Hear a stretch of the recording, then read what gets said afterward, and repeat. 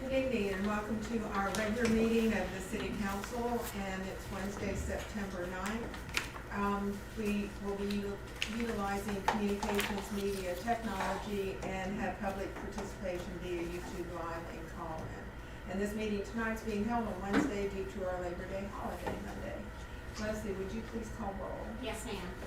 Councilman Slater? Here. Councilman Adair? Here. Councilman Torgerson? Here. Mayor Pro Tem Now? Here. And Mayor Fitch? Here. All right, please stand for the invocation and pledge. Bless those present, O Lord, that the business conducted here this evening will be for the continued betterment of our city. And keeping with thy commandments, we ask in God's name. Amen. Amen. I Pledge pledge allegiance to the flag of the United States of America and to the republic for which it stands, one nation, under God, indivisible, with liberty and justice for all. Thank you. At this time, we will need approval for the minutes of our budget workshop meeting, which was July 30th, 2020. Leslie, have you received any questions or comments? Oh, so Mayor, read my if we could just go over the procedures for the public Okay. comment and all, just. All right, do you want to go over those? Yes, and just the Okay. usual, so as we start these meetings, so if anybody's tuned in that hasn't participated by YouTube before, just, these are our procedures. On August 6, 2020, the council adopted these procedures for using the communications media technology as provided by section 120.54, paragraph 5B2, Florida statutes. The meeting's being streamed on YouTube Live and on the city's Facebook page. The agenda and backup material in the agenda packet are posted on the city's website.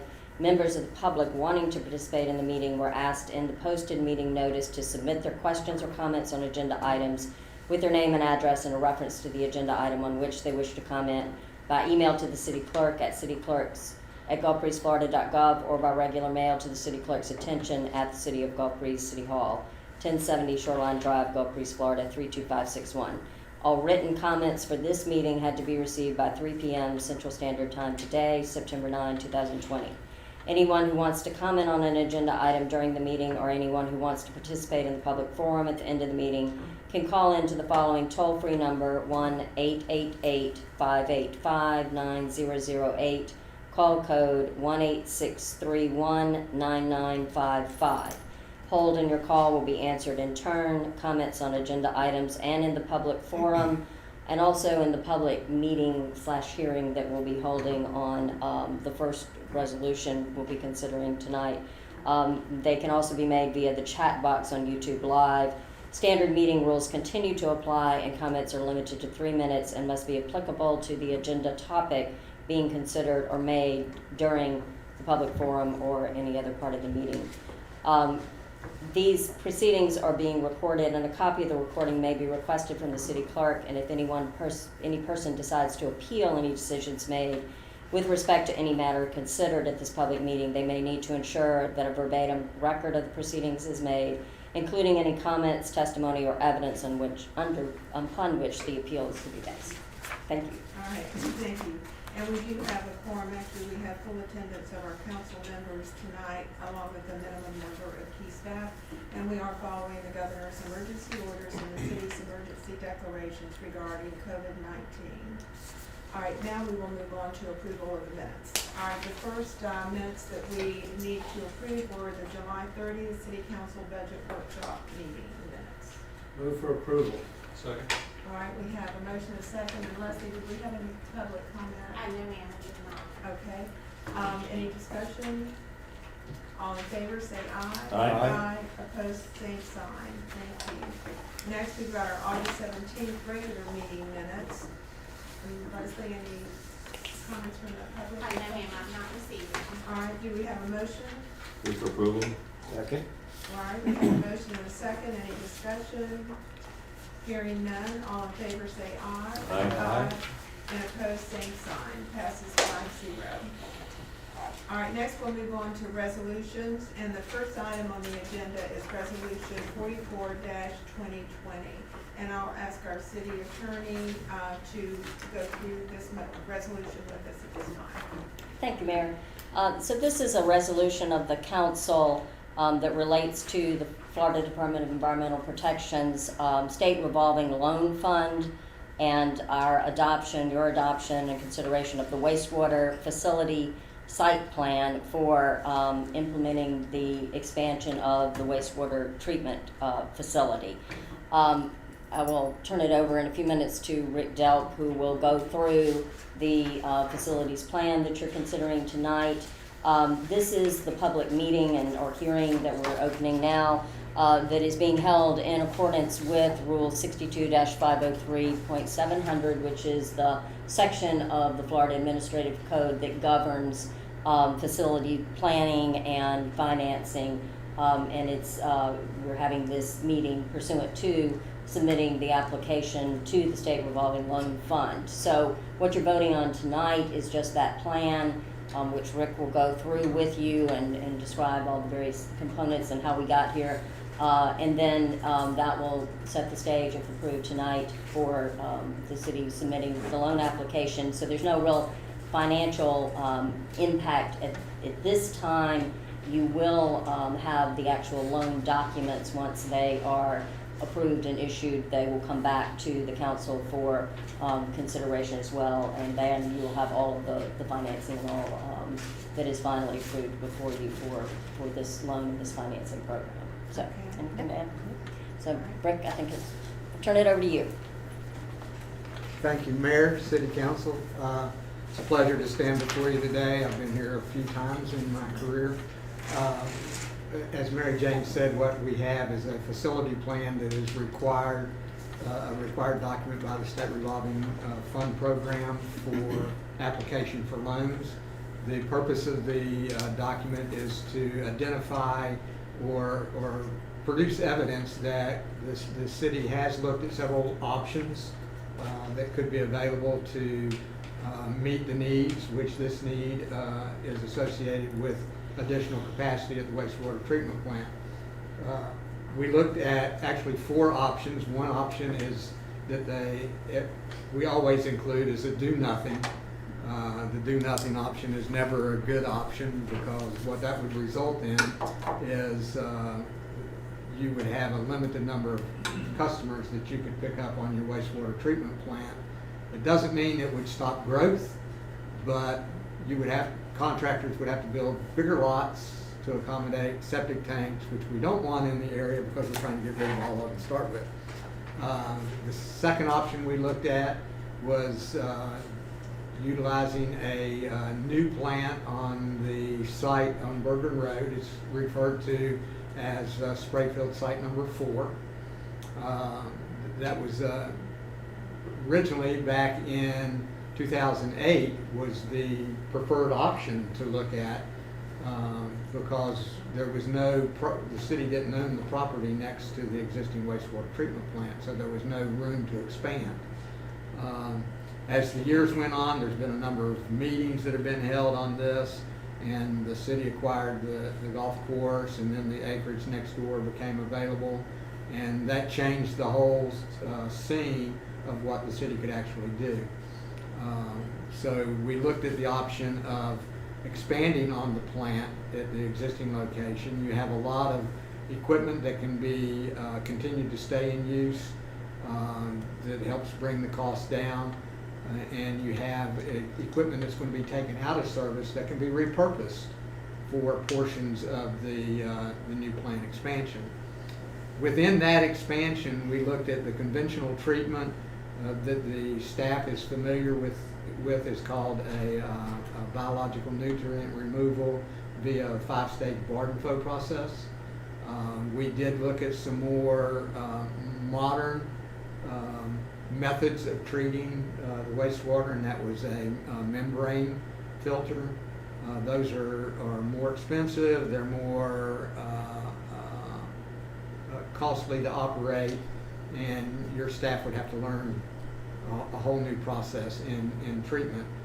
So it ultimately came down to the plant expansion at the existing wastewater treatment plant is the preferred option, both financially and feasibly for the staff to be able to continue to operate as they have been and produce the excellent quality of effluent that they do for reclaimed use. Along with this, we did worked with city staff, the finance director, and did a capital finance plan. Because of course, SRF wants to know if you can meet the debt requirement on, I mean, this is a, 24, $25 million. That's a lot of debt service. And as we went through the process, through the capital finance plan, indeed, the city can meet the debt service. By the time you don't pay your first payment until 6 months after the plant is completed. And so you're looking at late 2002, early 2003, when the first payments would start being required, and the city has the financial ability to make those payments at that time. So that's kind of the synopsis of the facility plan. I would welcome any questions that any members might have. Or Yeah, Leslie, do we have any?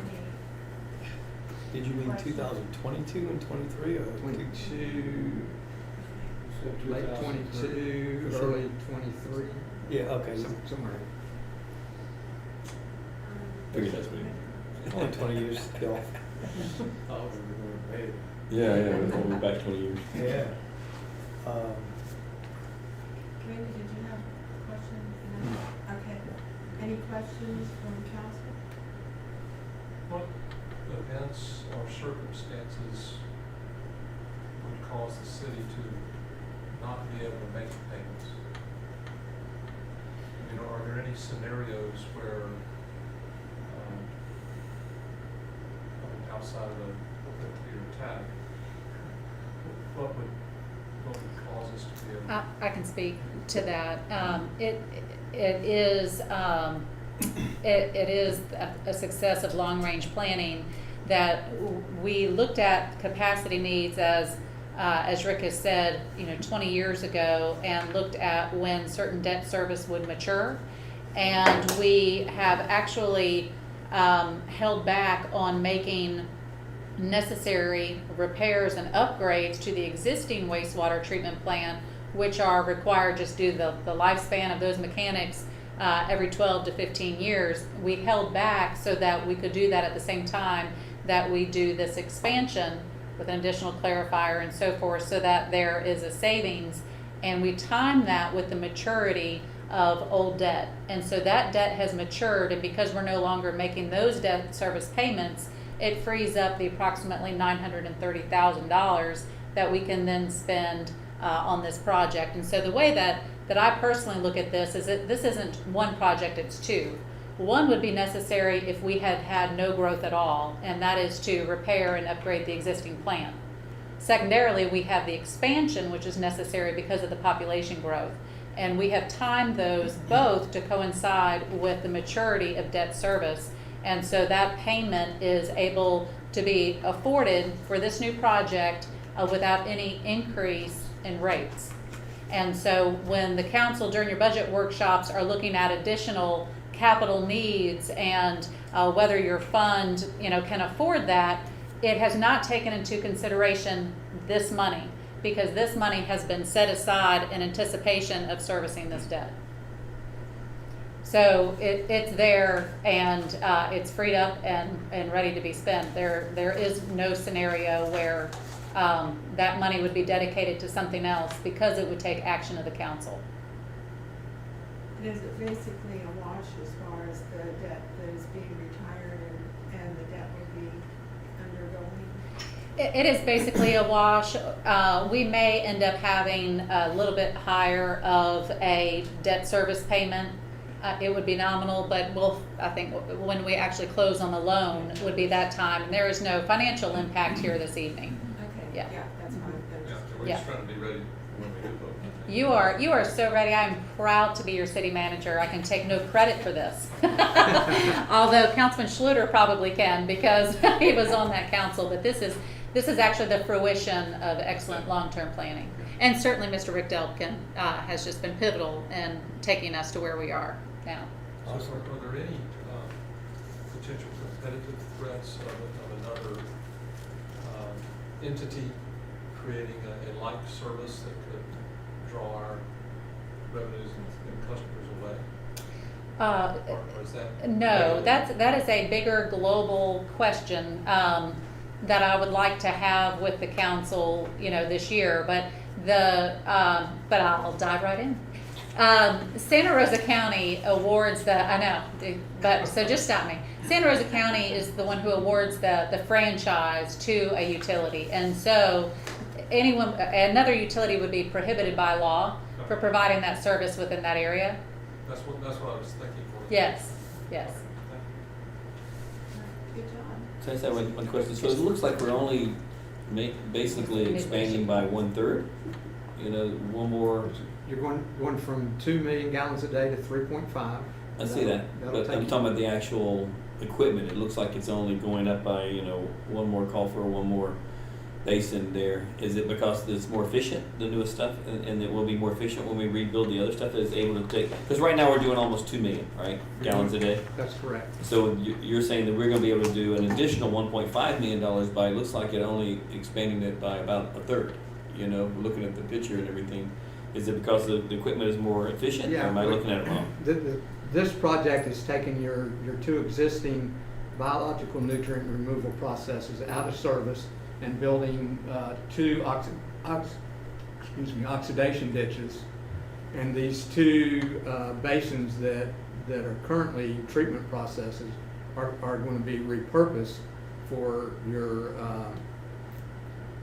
reject storage. If your effluent doesn't meet requirements, Right. it will store it, and also an equalization basin, and both of those are required as an expansion. So you're really getting a 3.5 MGD plant.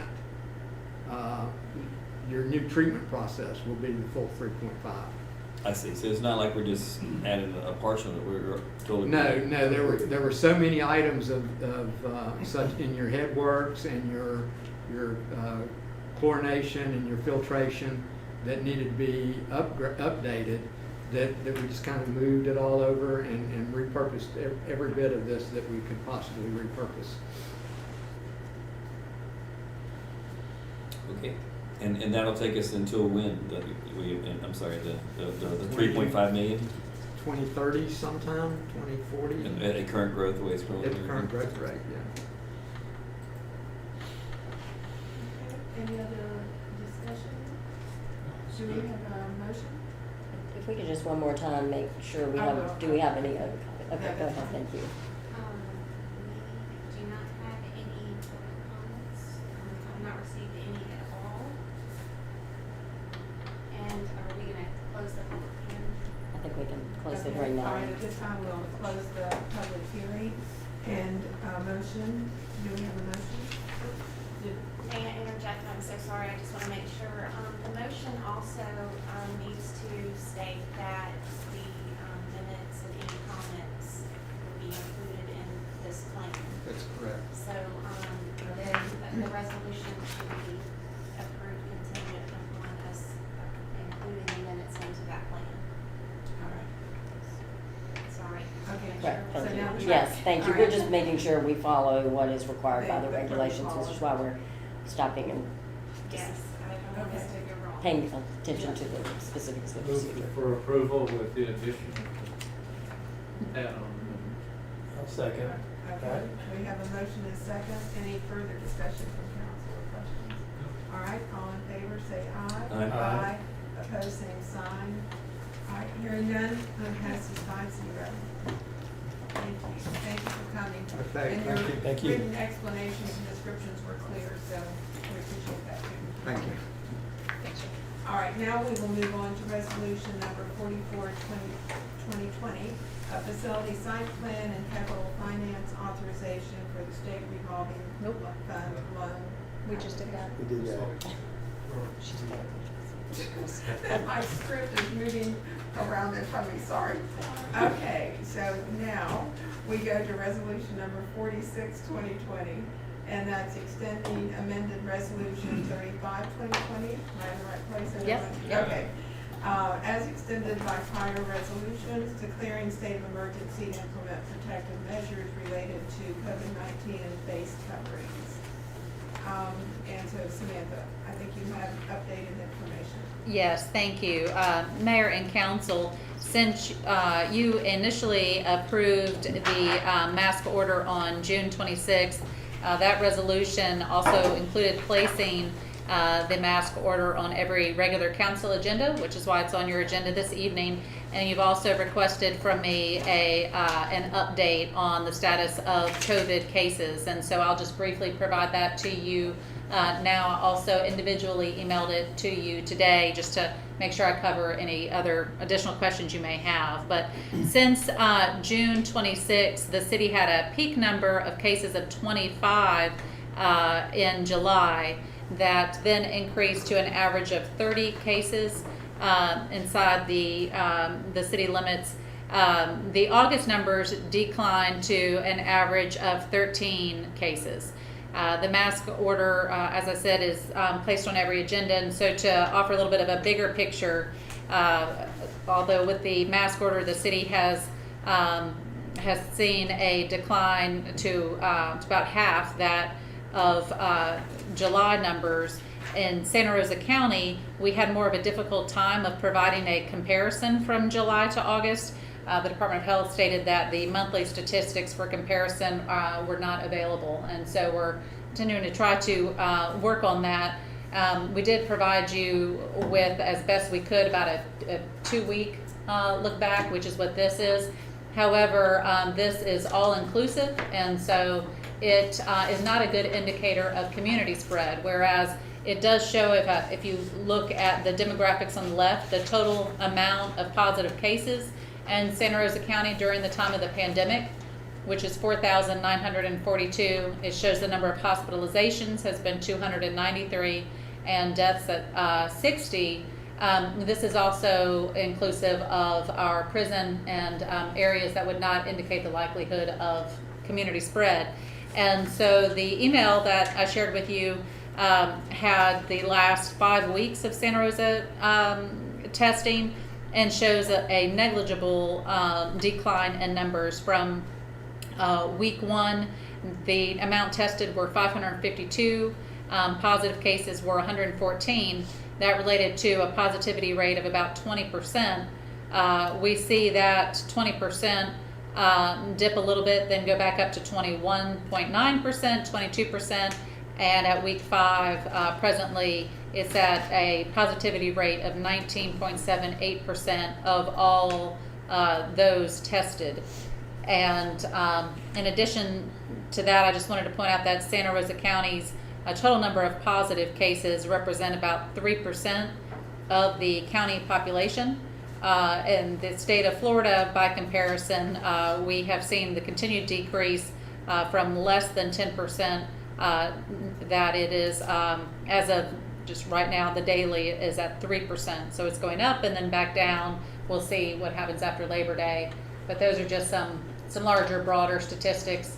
And then also, I'm sure that you saw the article that was in the Pensacola News Journal today. We did reach out to the school board to ask if they had tracking numbers for the number of positive cases. And they can provide the number of students who have been sent home due to the potential for a student being symptomatic, but they have not, as of yet, they are not tracking positive cases. And so we were not able to provide that to you. And I'll try to answer any other questions to the best of my ability. Okay. Leslie, do we have any public comment? No, ma'am, I've not received any so far. I'll let you know if any come pops up as we. As we go forward? Yes, ma'am. Okay. Do we have a motion? Move to approve. All right, we have a motion to second discussion. So, I'm sorry, I didn't see the email today. How many cases do we have in Gulf Breeze now? We right now, we're averaging 13. I think as of like right today, we're at 12. And for the, yeah. So we've gotten up to about 30, but now it's down to about 12. Yes.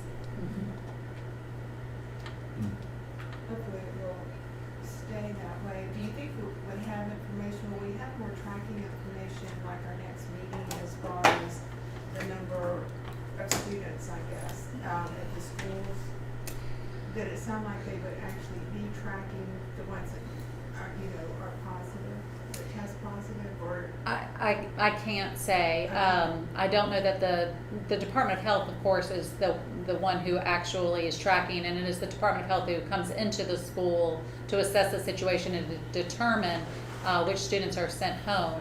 And so the question would be posed to the Department of Health if they're going to track and provide that per school. As we know, the way that it's presently provided is by home address.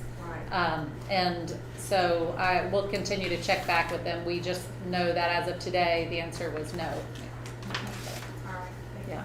And has the Escambia County or Santa Rosa County come out with any stance as far as making masks mandatory or requesting them since our last meeting? I have not heard anything new, but without going into specifics, I can tell you that Santa Rosa County administration has had personally a significant increase in positive cases with employees. But they have not come out with any type of new mandates or anything on their mask requirements? No. And if Pensacola changed their stance at their next meeting, would we change our stance? If the city of Pensacola changed their stance, I mean, that seemed what prompted us, I'm just curious.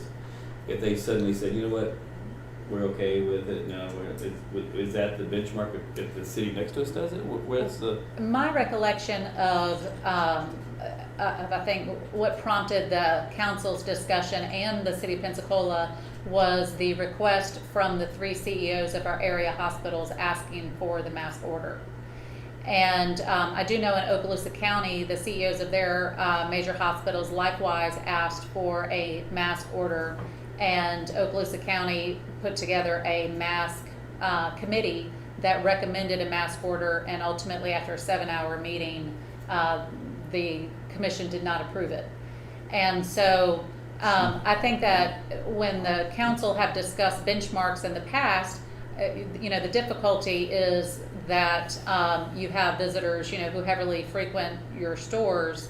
And so we're tracking, these numbers within Santa Rosa and Escambia, because ultimately the council will need to decide, are you comfortable lifting a mask order when there is a decline, or do you want the additional requirement that there not be an increase in COVID cases within the city?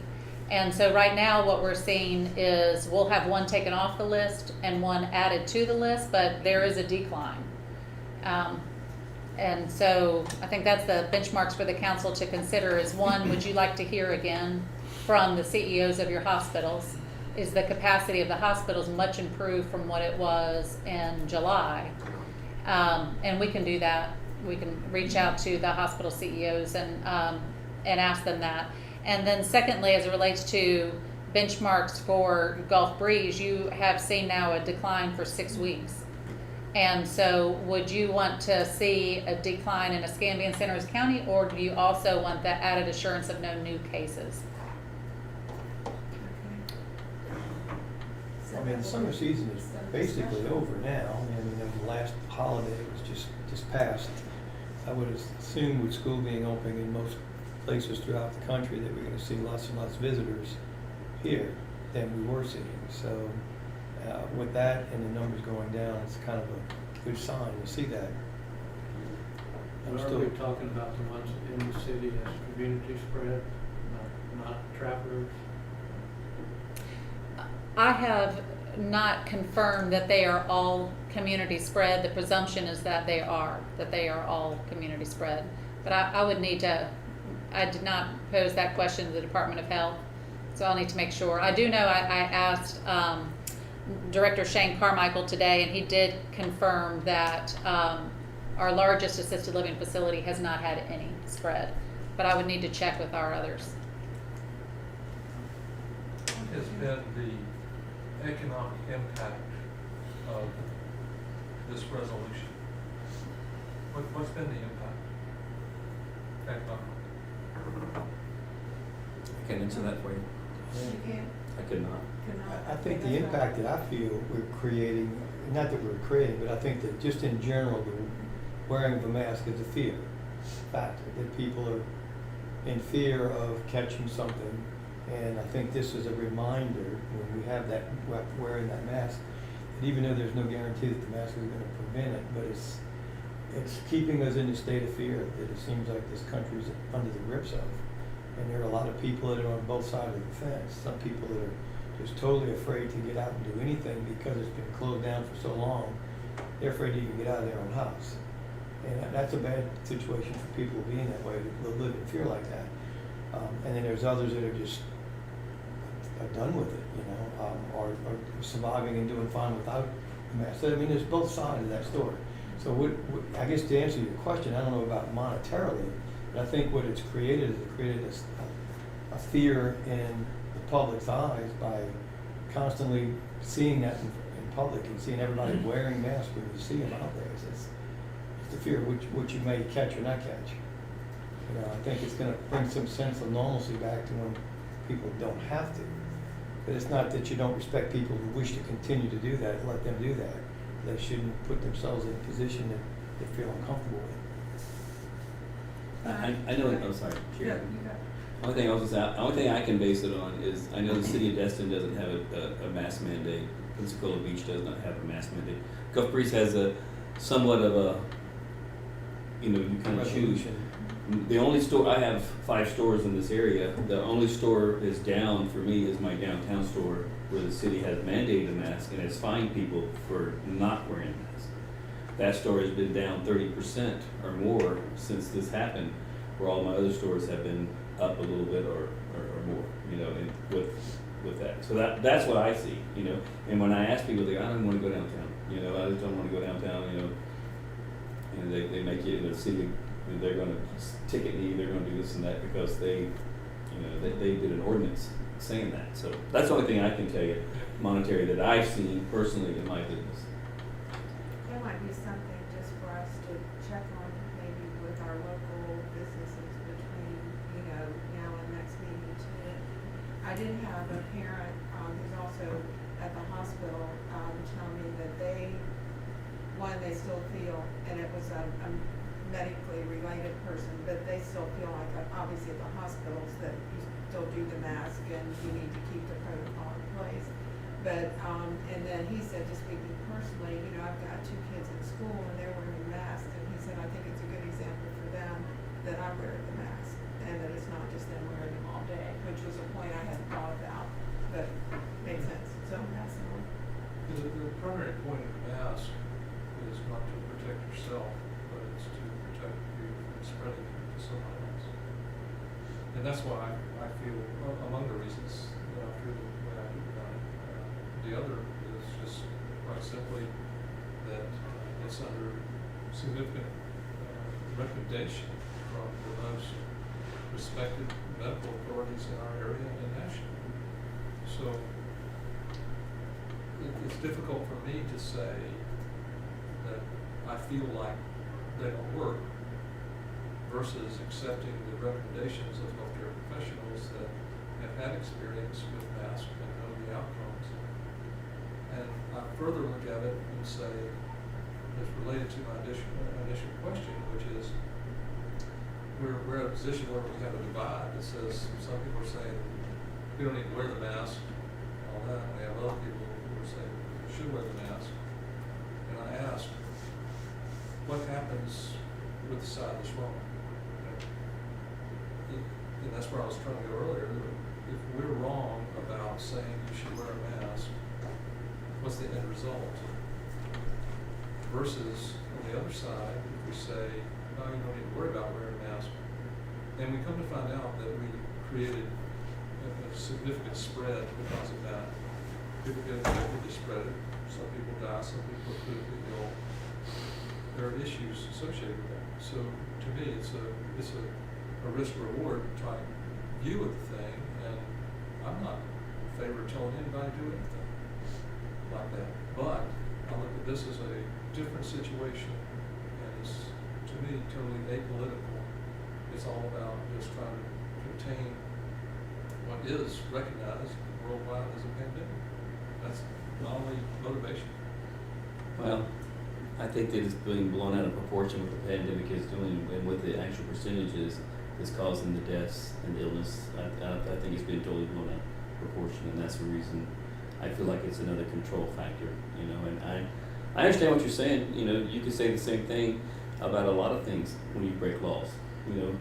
How many times you go faster than 35 miles an hour through Gulf Breeze? How many times, you know, and you're endangering lives, you're endangering kids. Right. If I just say, you know, you can take that to extreme in a lot of things, you know, and we can sit here for 7 hours and discuss it.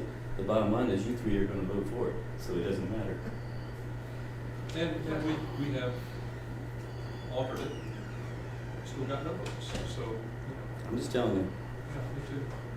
Well, and I do think just because of that, you know, we do have different feelings about it, and that's why I think it's important that we keep looking at it every 2 weeks and not just pick a number or pick a time in Right. the future. That's fine. Because, I mean, I think it would be, I mean, it will be, personally, it'll be a relief when, you know, we don't need to wear masks and that we, and I guess that I've heard enough from people who know far more than I do that we don't need to anymore. I'll be thrilled when that day comes. And I agree, when I walk in groups and, you know, like downtown and see all the masks, it's just different, you know?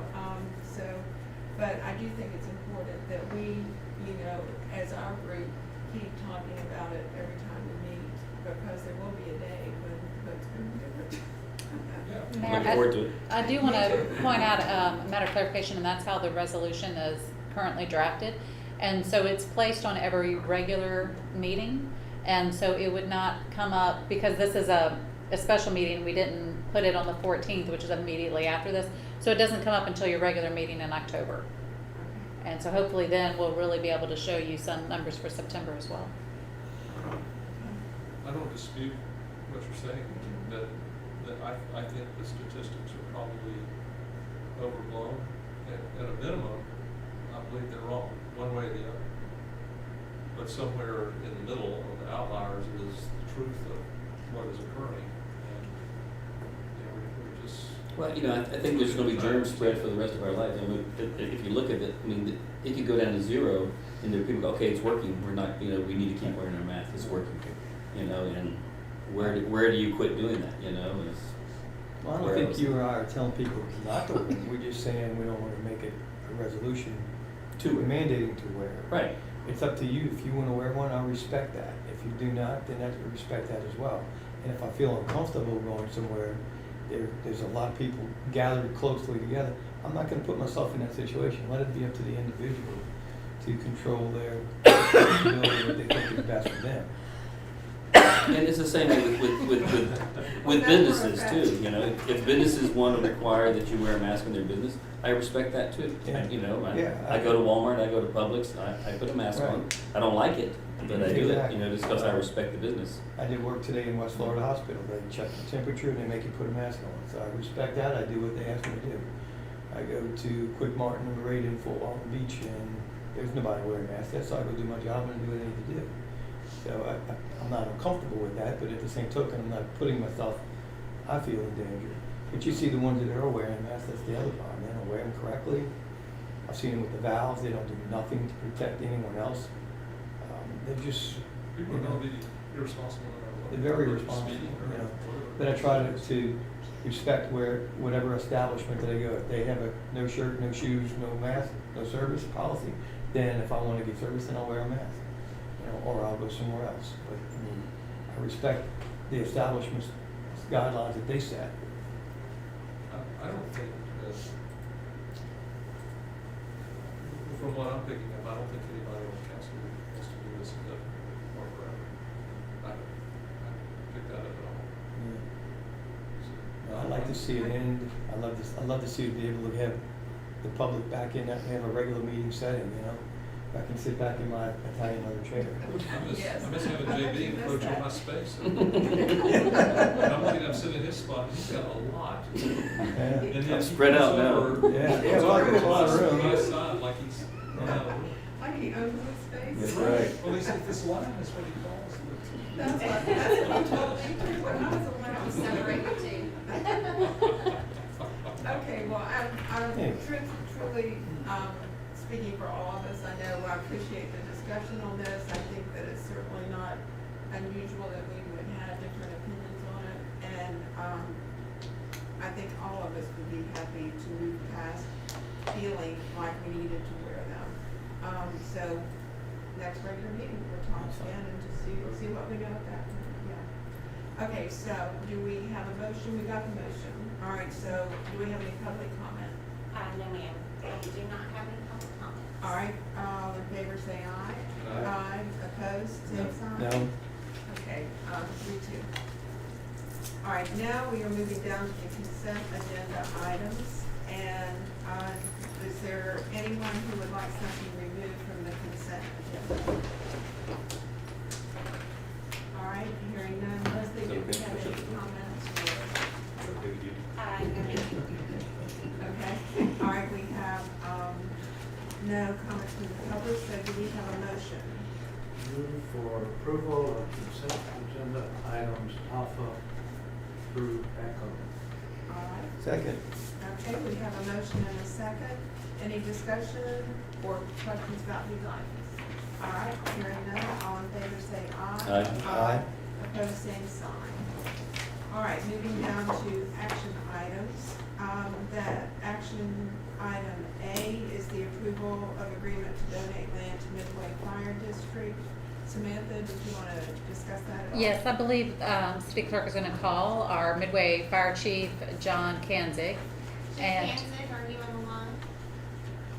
I am. All right. wonderful. Thank you. Yes, sir, we can hear you. Good evening, Chief Kanzig, and I think that he would like to share a few words with you at the end of just staff's recap, and so I'll just give that to you briefly. A moment ago, you heard from Baskerville Donovan's engineer, Mr. Rick Delp, regarding ERS Site 4. Of course, this was the original intended location for a second treatment plant before the option of expanding the existing came to fruition.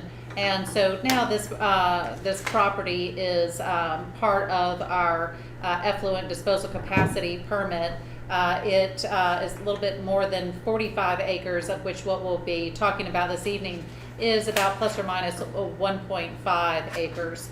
Back in August, Chief Kanzig provided to you a report from their study that stated they were at critical need for a new fire station for response. He'll talk more about that, but obviously when considering the needs of our South Santa Rosa utility customers, it is important that we also continue to coordinate with Midway for fire service protection in order to provide for the growth of the area. But also, as it relates to our own residents, we have a mutual aid agreement, and as we well know, Midway always responds when needed, and we're deeply grateful for the interlocal and the support that we have from Midway. At that time, you received an appraisal that expressed the highest and best value of the property was $80,000. And the council also received a staff report that indicated the estimated appraised value was $80,000. We just bring to your attention, for a matter of clarifying the record, that the actual financial impact of that staff report back last spring stated the land value rather than the appraised value in one part, but importantly, the appraisal itself was attached. And the appraisal was stated in the staff memorandum and the analysis. And so the South Santa Rosa utility approved or recommended approval of the land donation, and the city council likewise authorized staff to proceed. That is what brings us to the action needed this evening, bringing your attention to the recommendation. Based on all prior efforts and direction of the council, it is staff's recommendation that the council, 1, declare the 1.5 acres as surplus property because it is not needed for the city's effluent disposal capacity at the ERS 4.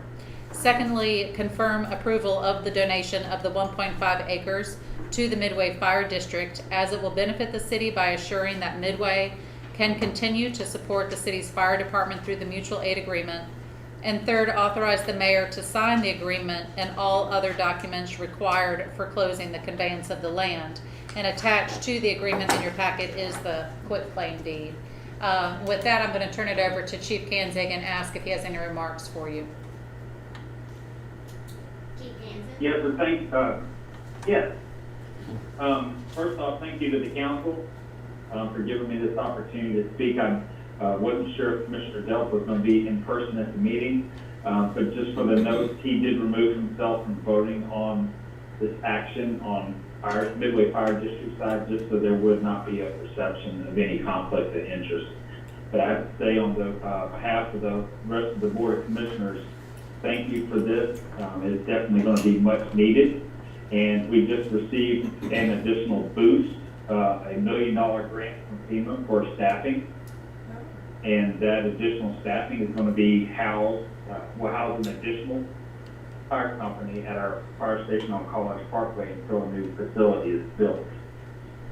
So we're definitely here for the city if the city needs anything, and we really do appreciate the partnership. Thank you, Chief, and we feel the same way. You know, we truly appreciate the fact that you are here and your team is here, Johnny on the spot when we need help, and are happy to help you in exchange. So thank you very much.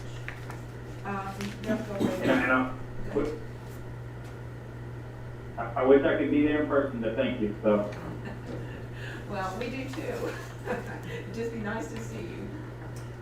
Leslie, do we have any questions or comments from the public while we still have Chief on the phone? No, ma'am, I've not received anything. All right, do we have a motion? Move for approval. Okay, do we have a second? Second. All right, we have a motion and a second. Any council discussion? I know that when we initially talked about this, one of the things we wanted to make sure is that if for some reason it wasn't used, that is there something here that, okay, I didn't see it there. Yes, Okay. if you look at there are two legal documents that are attached. There's an agreement between the city as the donor and Midway Fire as the donee, and it does have in it, in the paragraph 2, a reversionary or a restriction that says that if Midway decides not to build a fire station and use it for that purpose, then the land would revert back to the city. Okay. All right. So it is covered, All right. along with some easements and other things, and, you know, they're covering the cost of any relocation of irrigation spray field equipment that's already on the property, if Okay. there's a need for that, so. All right, thank you. I think it's great. I think the mutual support between the fire departments is fantastic.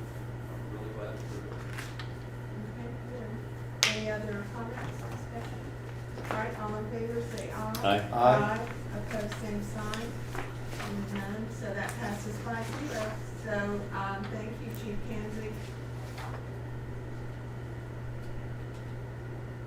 Is he gone?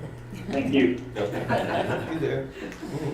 We're getting to run back to the lunch. He probably did. Okay, so next we are going down to, the approval of settlement agreement related to Fairpoint Regional Utility System surcharge. Samantha. Thank you, Mayor and Council. I'm not going to go too deep into the near history on this. Obviously, we have a nearly 20-year service agreement between Holly Navarre Water Systems Midway and the City of Gulf Breeze. There was an issue of whether a surcharge was due that had never been charged, and there was quite a bit of deliberation and presentation of facts, and in the end, the city agreed that it would be amenable to settling the matter that had been brought forward by the prior executive director of Holly Navarre Water Systems. The amount that would have been due had the city initially been billed would have been $285,000. However, the Fairpoint Regional Utility Board recognized that there had been a land donation from the city for well sites to the Fairpoint Regional Utility, and there certainly was value in the donation of the land, and so a lot of the conversation related to just what the value was at that time. And when all of that was meted out, the Fairpoint Regional Utility and the City Council conceptually approved a settlement offer that really just provides clarification moving forward. And the financial impact would be a payment of $4,500 annually from the South Santa Rosa Utility System for 20 years, which would total $90,000 without interest. And in a spirit of goodwill, the South Santa Rosa Utility began making those monthly surcharge payments commencing January 1st, 2020 for this fiscal year. Beginning, even with the commencement of a new service agreement, this settlement would require that the city continue to pay that $4,500 for the next 20 years with no interest. And the settlement agreement is attached. Our city attorney and the Fairpoint Regional Utility Board attorney have met and both approved it for legal sufficiency. It has been conceptually reviewed by the Fairpoint Regional Utility Board, and with the council's approval and execution, it will go back to the FRUS. So I'm happy to answer any questions. I'll just note a typo in the memo, just to be clear, it is 20 years. I think the memo says 25 under discussion, but 20 is the number in the actual agreements. All right, thank you. Yes, and so the motion would be related to the financial impact, which would be 20. So we'll specify It's that. the same, Yeah, the financial impact is everything's the correct. same, Yeah. yes. All right. Leslie, do we have any public comments? No, ma'am, I've not received any. All right, council, do we have a motion Move to approve. and a second? Okay, we have a motion and a second. Any discussion? One quick Hearing- question, Sam. Yes. Go. In the matter regarding the well sites, the city still retains ownership of that? Yes. Okay. Just wanna make sure. All right, all in favor, say aye. Aye. Opposed, same sign. All right, motion passes. All right, next we will move on to agenda item C, and that's approval of subrecipient restore grant agreement with Santa Rosa County for the Eufaula outfall treatment project. Samantha. Mayor and Council, I lost a flag. Forgive me. Okay, here we are. Yes, and so the council recently approved a very similar subrecipient agreement with Santa Rosa County. This one in substance is very similar. This is a project Eufaula outfall, which was actually identified prior to the 2014 storm. It has been identified as needed for well over 10 years. Because of that, the initial cost estimates were over 10 years old, and as the feasibility studies were completed, the cost of the project grew, and likewise the Santa Rosa County Restore Council approved the city's request to increase the grant contribution, and so we're very pleased by that. The total project cost is approximately $747,000, and the city would receive half of that amount, $373,500, through the Restore Council. And the remaining money, of course, that would be necessary has been anticipated in your capital improvement plan. It is not budgeted by proper accounting standards until the city were to receive the grant award. And so we would be bringing that budget amendment back to you. But again, we had anticipated needing these funds in your general fund reserves. And so the staff recommendation is that council approve and authorize the mayor to sign the subrecipient Restore Grant Agreement with Santa Rosa County for the Eufaula outfall treatment project, and we hope to be well underway this fiscal year. All right, thank you. Leslie, any public comments, questions? No, ma'am, I've not received any. All right, council, do we have a motion? Motion to approve? All right, and do we have a second? Second. All right, we have a motion and a second. Any council discussion? I own a lot on Eufaula right there. Should I restrain myself from? Sorry. Huh? Getting a, he has, because of the lot on the ball. Yes, I know, I was asleep at the wheel, Yeah. Councilman I think Schluter, we're that- glad that you yes, took note of thank that. It will serve your interest there, so I think that would be best. Okay. Okay, so you're abstaining. Yeah, abstaining. Okay, all right. Leslie, you got that? Yes, he is recusing himself in proper form. All right. Okay, so, all in favor, say aye. Aye. And opposed, same sign. Passes 4-0. All right, next we will move down to action item D, and that's approval of report and recommendation by Goodwin Mills and Haywood regarding, Thought you were moving that. are we gonna pull that one? Yes, Mayor and Okay. Council, I would ask that if we can table that to your next regular meeting. The engineer who provided the study and report is not able to be present this evening. So I Okay. appreciate it, thank you. All right, that's fine. All right, moving on to item E, and that is the Collie Cove Sewer Lift Station Emergency Control Panel installation. Samantha. Thank you. Mayor and Council, you have information in front of you about the failure of the current sewer lift station control system. And the city staff recommendation is that council authorize the expenditure of $19,851 to pump and process equipment incorporated for the installation of the new control panel for the Collie Cove sewer lift station. As you can see through the discussion, staff contacted several vendors over the course of a month, and only one local vendor could offer the turnkey installation of this control panel. So we would ask for approval. All right. Leslie, any public comments? No, ma'am, we've not received any. All right, thank you. Move for Coun- approval. all Second. right. We have a motion and a second. Any discussion? All in favor, say aye. Aye. Passes 5-0. All right, now we are down to item F, and that is the Waterford Sound Sewer Lift Station pump replacement. Samantha. Thank you, Mayor and Council. Again, this is another failure, and it's been a chronic issue with this particular sewer lift station that necessitated the emergency expenditure of $15,610 to pump and process equipment incorporated.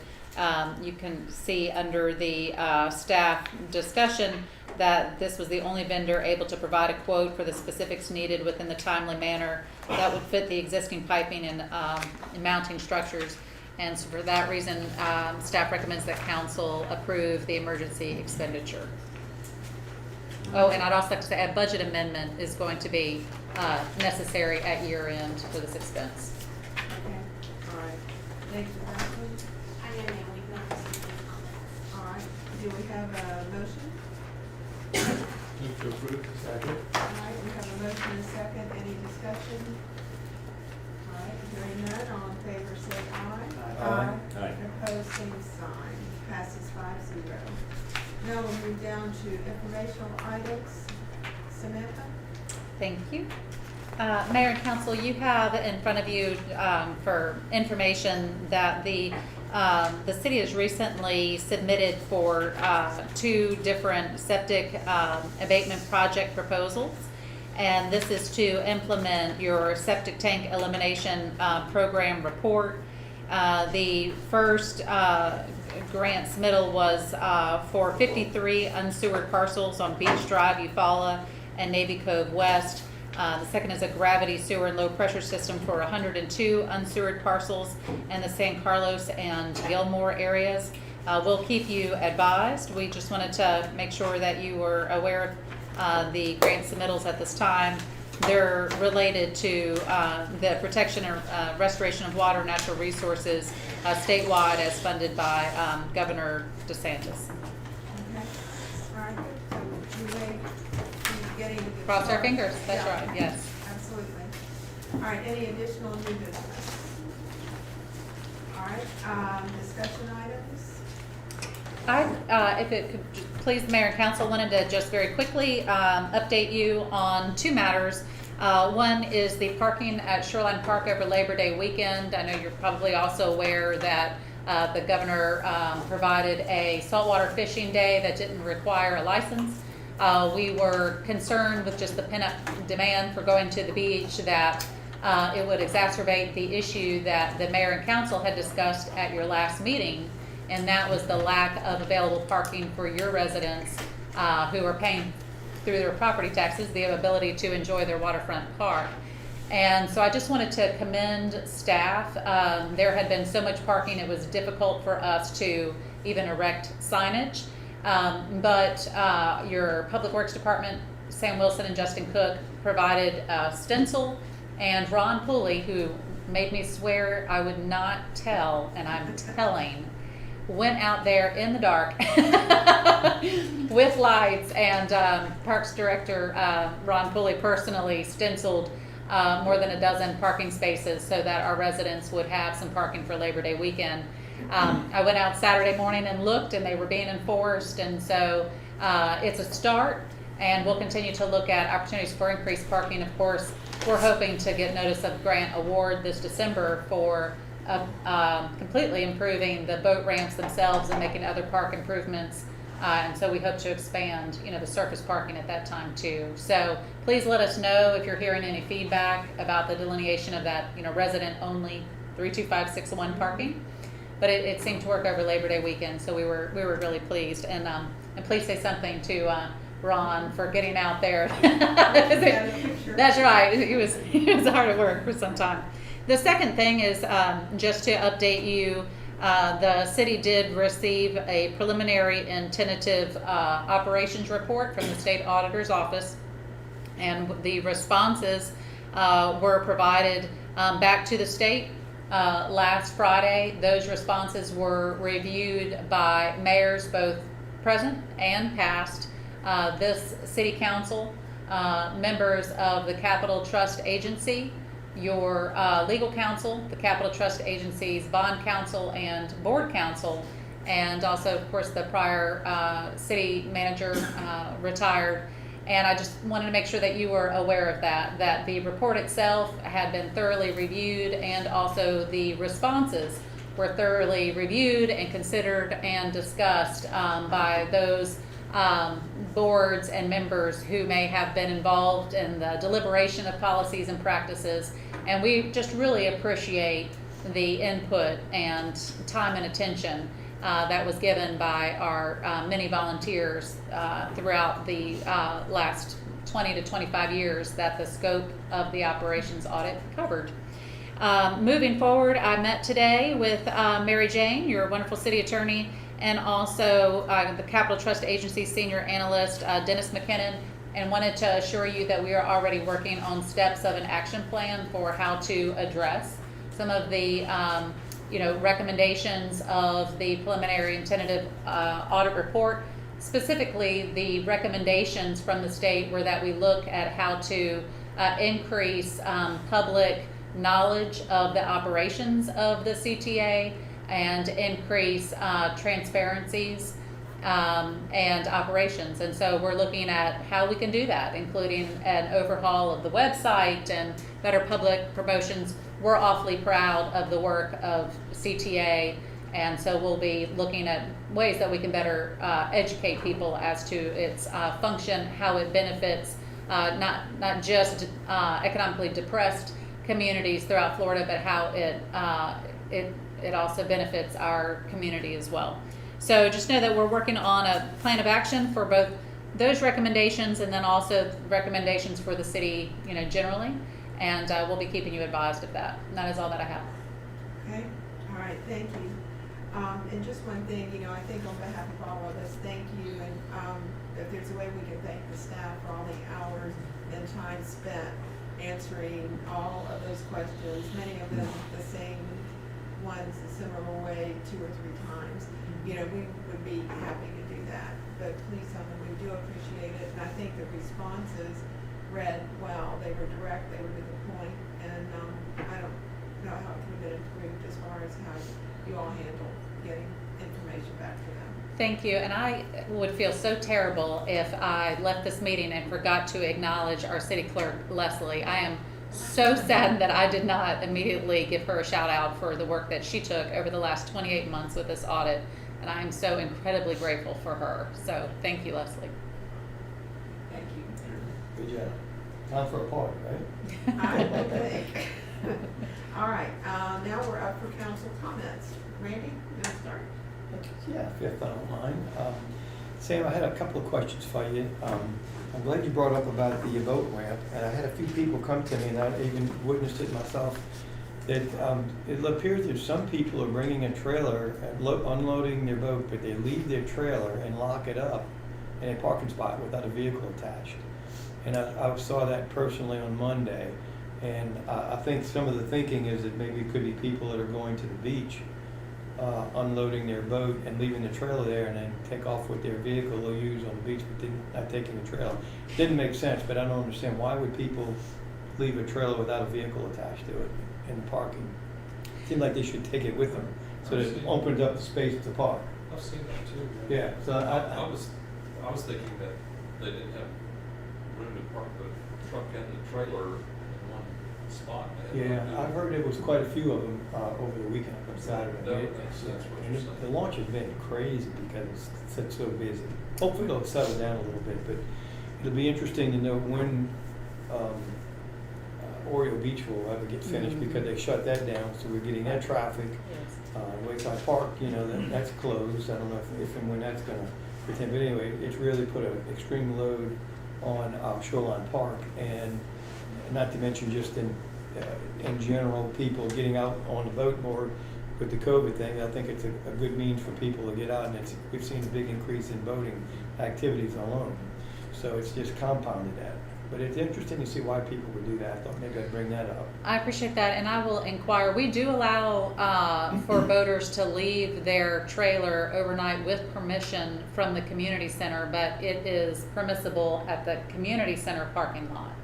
And so that was a concern that we had, especially with Saturday being a special saltwater fishing, that people would try to leave. They would come and park their trailer Friday and try to leave it for Saturday. We did have boat ramp attendants, and so I'll get with Director Pooley and see what Maybe they have a to good say reason, about I just that. didn't understand that one. And then secondly, if I could, parking over by the Quality Inn, Lillo's, the Bridge Bar. It seems to be that there's a battle going on between the owners of Lillo's Restaurant, Steve Lillo, and Nick Wheatley of the Bridge Bar. I know he's recently reopened back up. I frequent both of them. I like the great vendors in our area. I think Nick had got him a food permit, so he's opened up. So I think there's been a lot of pent up energy from people that have been not able to go to the bar scene, going back to the Bridge Bar. So the parking has become a problem. This past weekend with the holiday, the hotel looked like the parking lot, it was completely filled with, people coming from out of town for the holiday. Lillo's was trying to have parking for its, customers. Bridge Bar had people trying to park for its customers. I think there was some friction between those two. But then I think the one thing that people are not realizing is the opening of the pedestrian side of the 3 Mile Bridge has created a lot of interest in people coming with bicycles and jogging and crossing and walking, and people parking, using that for public parking to access the bridge. There's obviously no parking on Pensacola side, so if someone from Pensacola wants to do that, they're gonna probably come and park over in the Bridge Bar area, or Lillo's, and take up customer parking spaces, so it just created to the friction. So I just thought that would be, I'd like to bring it up to see if there was something that we might could do, and Sam, I mentioned it to Sam, and I'll see what you recommend that we can maybe look at and help those businesses over there that are suffering because of the parking problem. Yes, we'll be happy to look into that, and what I shared with Councilman Hebert is that it is time for me to call FDOT and get an update for the mayor and council on the status of Wayside Park. Now that that side of the bridge is complete, I would hope that that would be pretty timely, and that's something that you can let the local businesses know.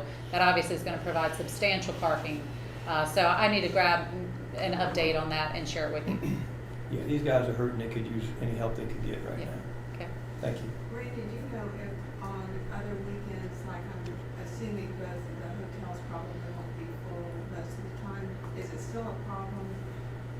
It is there a because most of problem the people in the all the hotel are kind of far removed away from the Lilo side and the Bridge Bar. You have that derelict building, you still have the Thai food restaurant there, they're still open from certain days. And then the old diving shop that is still sitting there that takes up a lot of room. But yeah, it's a very small area of parking in there. Yeah, it's Okay, bad. it is. It's tough. When I come Yeah. across the bridge, yeah. So, but this past weekend, there were no available spaces, and it was really bad. Thanks for bringing that up. Jamie, I'm good, thank you. Todd? Just want to say thanks again for the good work on the audit. Hopefully we'll be able Thank to move on now. Yeah. Tom? I think the folks on Andrew Jackson are nice and happy now that they have their speed hump place. Oh, they are? Oh, I didn't happy notice. Friday, yeah. I haven't been down there. I think they may have put another one on Kenilworth also. We're trying to knock out 2 a day. I'm not sure if they got to do both today, but it is gonna take about a week to complete the project. So we're not done yet. Okay. All right. I believe we are done tonight. Thank you. Thank you for coming.